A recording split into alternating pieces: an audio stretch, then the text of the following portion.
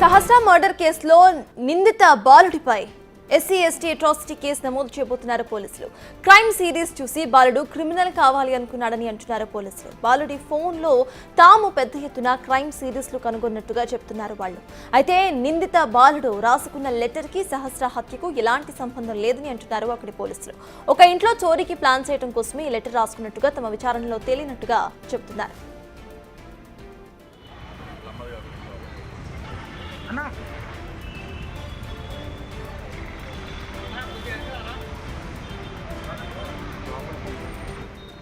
సహస్ర murder case మిస్టరీకు సంబంధించి నిందిత బాలుడిపై SC ST atrocity case నమోదు చేయబోతున్నారు పోలీసులు. క్రైమ్ సిరీస్ ను చూసి ఇన్ఫ్లుయెన్స్ అయినట్టుగా పోలీసులు చెప్తున్నారు.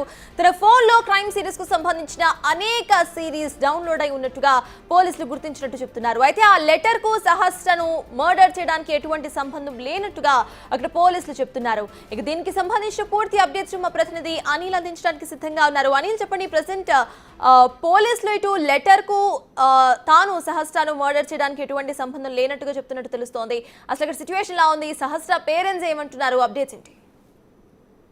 ఈ సహస్ర హత్య కేసులో భాగంగా ఈ రోజు మరోసారి పోలీసులు ఒక కీలక విషయాలు అయితే బయటికి తీసుకొచ్చారని చెప్పాలి. దీనికి సంబంధించి అంటే సహస్ర హత్య కేసులో భాగంగా ఏదైతే హంతకుడు బాబు 14 ఏళ్ల బాబు హత్య చేసిన టైంలో ఇతను ఏదైతే లెటర్ యూజ్ చేశాడో ఆ లెటర్ సహస్రాన్ని హత్య చేసేందుకు కానీ అదేవిధంగా దొంగతనం చేసేందుకు కానీ యూజ్ చేసినట్లుగా ఎక్కడ కూడా నిర్ధారణ కాలేదని వాళ్ళు గుర్తించినట్టుగా కూడా తెలుస్తుంది. అందులో భాగంగానే ఆ లెటర్ కి ఈ హత్యకి ఎలాంటి సంబంధం లేదని కూడా చెప్పడం జరిగింది. అదే విధంగా దీనికి సంబంధించి ఇతను గతంలో అంటే ఈ హత్యకి పాల్పడే ముందు, ఈ దొంగతనానికి పాల్పడే ముందు ఎప్పుడు కూడా సిఐడికి సంబంధించిన సిరీస్ అనేవి, క్రైమ్ సీన్స్ అనేవి చాలా ఎక్కువగా చూసేవాడని చెప్పేసి ఎక్కువగా తన యూట్యూబ్ లో వీటికి సంబంధించిన వీడియోస్, ఈ క్రైమ్ సీన్స్ సంబంధించిన వీడియోసే కనిపించాయని చెప్పేసి తన హిస్టరీలో చెక్ చేస్తే మొత్తం అవే ఉన్నాయని చెప్పేసి తను మొత్తం కూడా మెంటల్ గా కావచ్చు, అదేవిధంగా మైండ్ మొత్తం కూడా ఇతను క్రిమినల్ మైండెడ్ గానే ఉన్నట్టుగా కూడా పోలీసులు గుర్తించడం జరిగింది. ఇందులో భాగంగానే ప్రెసెంట్ ఇతను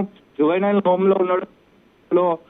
ఏజ్ ప్రకారం ఇతను మైనర్ కావడంతో జువెనల్ హోమ్ లో ఉన్నాడు. ఇప్పుడు మాత్రం అంటే ఇతను ఏజ్ పెరిగిన తర్వాత ఇతన్ని మరో పెద్ద జైలుకి తీసుకొస్తారు. అదే విధంగా దీనికి సంబంధించి ఇప్పటికే ఎస్సీ ఎస్టీ అట్రాసిటీ కేసులో భాగంగా ఇతని మీద కేసు నమోదు చేసే అవకాశం కూడా ఉంది. ఎప్పుడైతే ఇతను ఏజ్ పెద్దగా అవుతుందో, ఏజ్ ఎప్పుడైతే పెద్దగా అవుతుందో ఆ టైంలో 18 years దాటిన తర్వాత ఇతన్ని మరోసారి ఈ కేసుని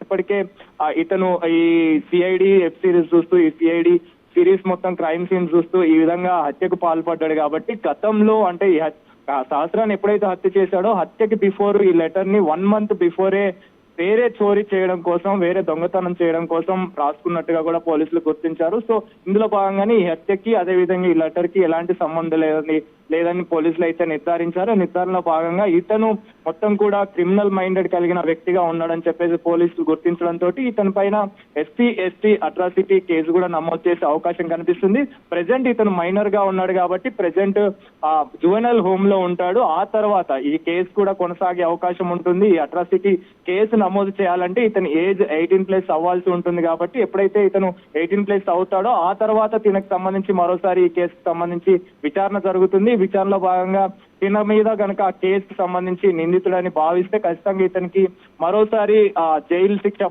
ఉండే అవకాశం ఉంటుంది. దానికి సంబంధించిన కేసులో భాగంగా అతనికి శిక్ష అయితే ఖచ్చితంగా ఉండే అవకాశం ఉంటుంది. కాబట్టి ఇప్పటికే ఈ సహస్ర హత్య కేసు విషయంలో ఇతను హత్య చేయడానికి గల కారణం కావచ్చు, ఇతను ఏ విధంగా అయితే చేస్తారు తాజ్.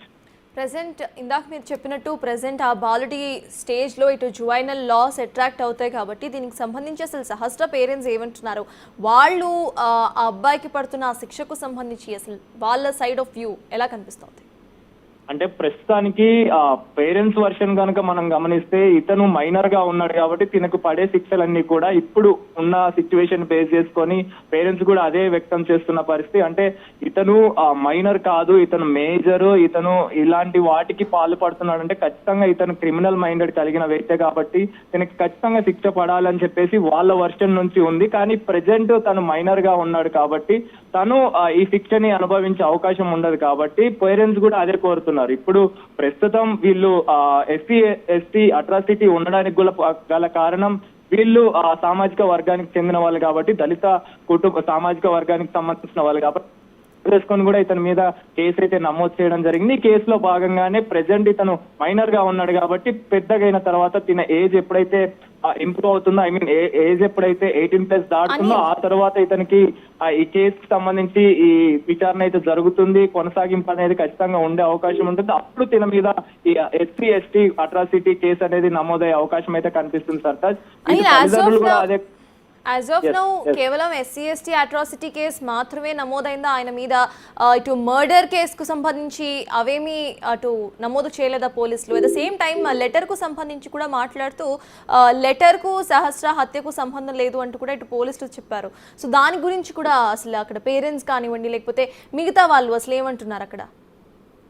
మర్డర్ కి సంబంధించి అతని మీద కేసు నమోదైంది కాబట్టి తనకి సంబంధించి రిమాండ్ కి తరలించడం జరిగింది. Remand in the sense juvenile home కి అయితే తరలించడం జరిగింది. జువెనల్ కోర్టులో ఎప్పుడైతే ప్రొడ్యూస్ చేసిన వెంటనే అతన్ని జువెనల్ హోమ్ కి తరలించాలని చెప్పేసి కూడా చెప్పడం జరిగింది.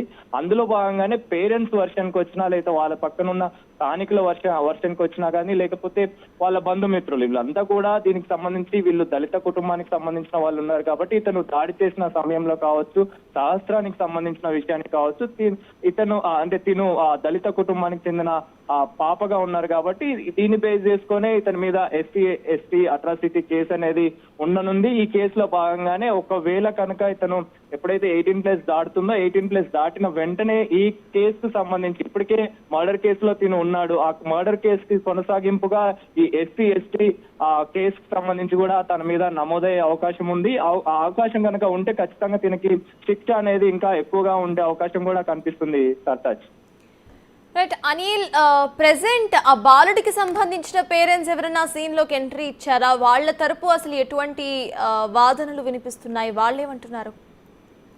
వాయిస్ బ్రేక్ అవుతుంది. రైట్ అనిల్, యా ఓకేనా ఇప్పుడు వినిపిస్తుందా అనిల్? యా సో బాలుడి తరపున పేరెంట్స్ అసలు ఏమంటున్నారు? ప్రెసెంట్ జువైనల్ లాస్ అట్రాక్ట్ అవుతాయి కాబట్టి అసలు బాలుడి తరపు పేరెంట్స్ ఎలా రియాక్ట్ అవుతున్నారు? వాళ్ళు ఏమంటున్నారు? అంటే ఇప్పుడు ప్రెసెంట్ ఏదైతే పోలీసులు తెలిపిన వివరాల ప్రకారం అతను హత్యకు సంబంధించి కావచ్చు, అదే విధంగా ఈ కేసుకు సంబంధించి అంటే SC/ST అట్రాసిటీకి సంబంధించి కావచ్చు, ఈ వివరాలు ఒక్కసారిగా పోలీసులు తెలపడంతో తల్లిదండ్రులు కూడా ఒక రకంగా ఇప్పటి వరకు కూడా తన కూతుర్ని పోగొట్టుకున్నాము అంటే తను మైనర్ కాదు మేజర్, అతను ఖచ్చితంగా ఈ క్రిమినల్ మైండ్ తోటే ఇవన్నీ కూడా వ్యవహరించాడని చెప్పేసి తనకి శిక్ష ఖచ్చితంగా పడాలని చెప్పేసి ఎప్పుడైతే వాళ్ళు కోరుకున్నారో అదే విధంగా ఈ రోజు పోలీసులు తెలిపిన వివరాల ప్రకారం తనకు సంబంధించి ఈ హత్యకు పాల్పడే టైంలో అతను ఏదైతే వ్యవహరించాడో, తన ప్రవర్తన కావచ్చు, తన యొక్క బిహేవియర్ కావచ్చు, మొత్తం కూడా క్రిమినల్ మైండెడ్ కలిగిన వ్యక్తిగానే ఉన్నాడు. దానికి సంబంధించిన సీన్ ఆఫ్ యాక్షన్స్ కావచ్చు, ఇవన్నీ కూడా తను ముందుగానే ప్రిపేర్డ్ గా ఉన్నాడు కాబట్టి ఖచ్చితంగా ఇతనికి ఈ SC/ST అనే అట్రాసిటీ కేసుకు సంబంధించి వెంటనే పేరెంట్స్ కూడా తెలవడం, ఆ పేరెంట్స్ కూడా కొంచెం ఇప్పుడు సంతృప్తిగా ఉన్నట్టుగా కూడా మనకు తెలుస్తుంది. సంతోషం వ్యక్తం చేస్తున్న పరిస్థితి మనకు కనిపిస్తుంది. కానీ ఎప్పటికైనా తీరని లోటు కూతురు లేదు అన్న బాధ మాత్రం వాళ్ళకి ఖచ్చితంగా ఉంది. కానీ ఈ పాపని కోల్పోయామన్న బాధ మాత్రం వాళ్ళకు ఉంది. కానీ దానికి తగ్గ శిక్ష ఇతనికి కూడా పడాలి, ఖచ్చితంగా ఇతనికి కూడా కఠిన శిక్ష పడాలని చెప్పేసి వాళ్ళు కోరుకున్నారు. ఆ కోరుకున్న సమయంలోనే ప్రెసెంట్ పోలీసులు తెలిపిన వివరాల ప్రకారం ఇతనికి సంబంధించి ఇప్పుడు ప్రెసెంట్ ఇతను జువెనల్ హోమ్ లో ఉన్నాడు. జువెనల్ హోమ్ నుంచి తర్వాత తనకి ఎప్పుడైతే ఏజ్ ఇంక్రీజ్ అవుతుందో, 18+ అవుతుందో ఆ తర్వాత ఖచ్చితంగా ఈ SC/ST అట్రాసిటీ అనే కేసు దీనికి వర్తించిన తర్వాత దీనికి ఈ కేసు అనేది కొనసాగింపు ఉంటుంది. దీనికి సంబంధించిన శిక్ష కూడా తిను అనుభవించాల్సిన పరిస్థితి అయితే కనిపిస్తుంది. Sartaj. Right, thank you Anil.